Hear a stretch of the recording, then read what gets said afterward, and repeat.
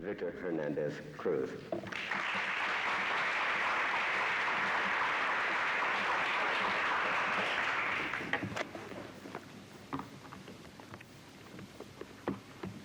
Actually, what happened with this Spanish teacher, we had a problem with pronunciation.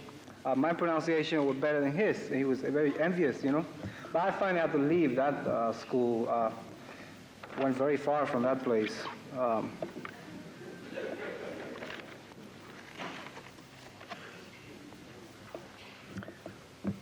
Art this. Lucy Comancho is an artist. Art this. She makes all the stars in Hollywood seem like flashlights which have been left turned on for a week. She had a friend at sea, a friend in sea, a friend in me, with paintings and blowing things up into color which came from nowhere. No one knows where she got these things. Her mother says too much thinking. She painted the walls in her house. She painted the hallways and stairs, the stoops, the garbage can tops, the squares in the sidewalk, the tar on the street, the plastic bags from the cleaners, the brown grocery bags, the inside of milk containers. She herself had to be contained from painting your face, the closest layer of the sky elements. Everything she gave rush to paint your nalgas if you gave her room. She never thought of canvas, where they sell it, absent from her view. Sometimes she was called Picasso, feminizing Picasa, feminizing Picasso. She painted Josefina as I was writing that Josefina is the feminine of Jose.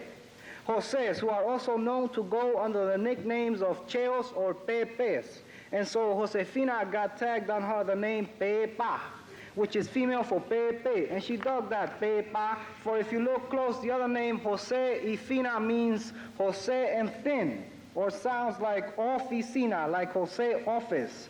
Also, it had something in it of Jose is fina. Jose is finis, no finish, no this, for someone being composed by an artist. To top it off, pepa also means pit. You see what is inside of fruits. This is all in Spanish, and something is being lost in the translation.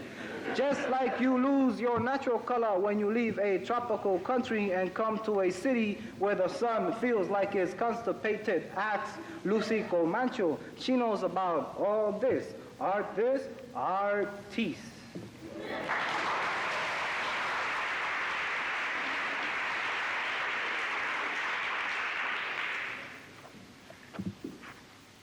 Since this is a place where they study literature,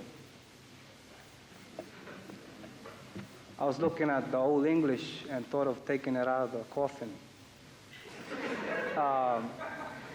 Some poems are so old that they don't know who wrote them. And they're anonymous, so I did my anonymous sonnet.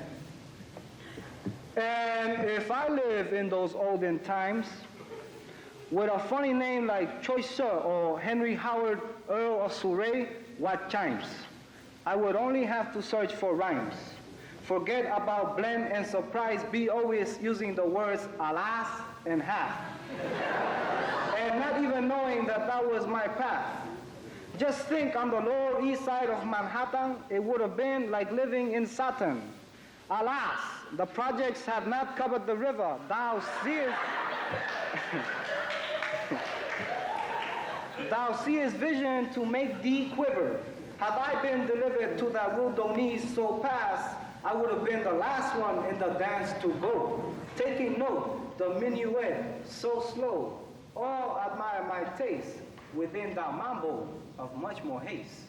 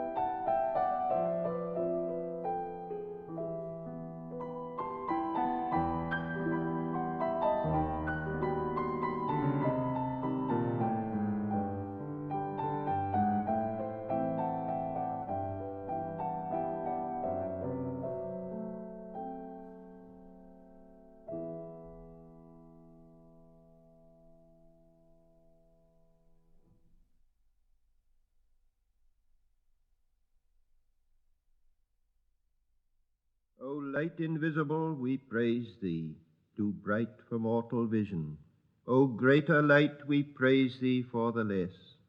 The eastern light our spires touch at morning, the light that slants upon our western doors at evening, the twilight over stagnant pools at bat flight, moonlight and starlight, owl and moth light, glowworm glow light on a grass blade.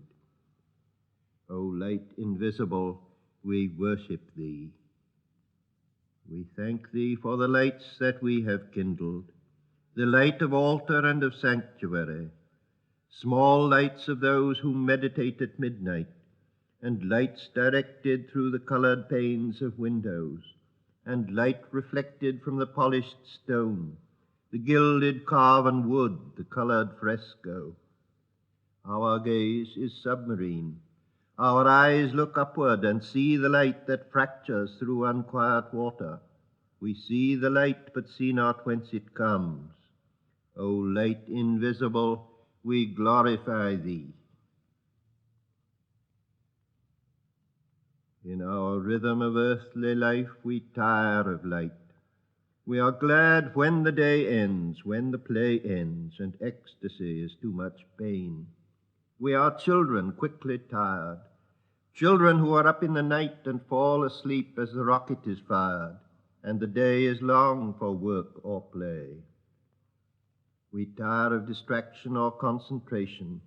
We sleep and are glad to sleep, controlled by the rhythm of blood and the day and the night and the seasons.